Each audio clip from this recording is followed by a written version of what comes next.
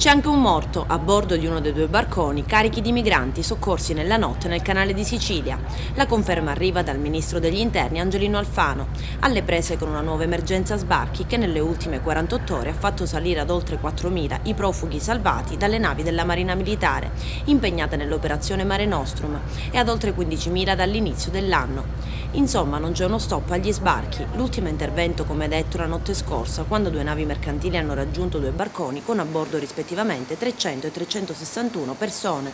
Appena ieri pomeriggio nei porti di Pozzalle ed Augusta sono giunte due navi della Marina carichi di 1.049 migranti, soccorsi la notte precedente. Insomma, è di nuovo allarme, come ha sottolineato il ministro Alfano, intervenuto ieri al Senato per sottolineare che quello dell'immigrazione sarà uno dei problemi centrali del semestre di presidenza europea dell'Italia, che scatterà il 1 giugno.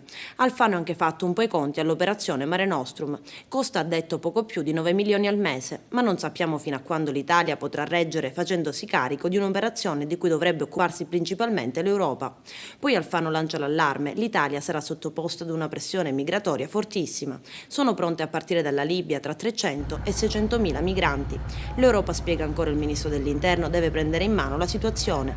Non può dire che avendo dato 80 milioni di euro a Frontex ha risolto il problema.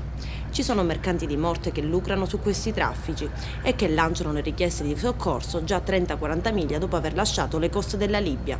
Ed ancora sottolinea Alfano che l'Italia è un paese in grado di accogliere, ma l'Unione Europea non può girarsi dall'altra parte, perché è difficile pensare che un paese possa farcela da solo. Dunque, prosegue Alfano, non solo va rivisto il Trattato di Dublino che carica tutti i problemi sui paesi di primo ingresso, ma Frontex ed Europol devono fare il loro lavoro, cioè difendere una frontiera che non è italiana ma europea, conclude il ministro.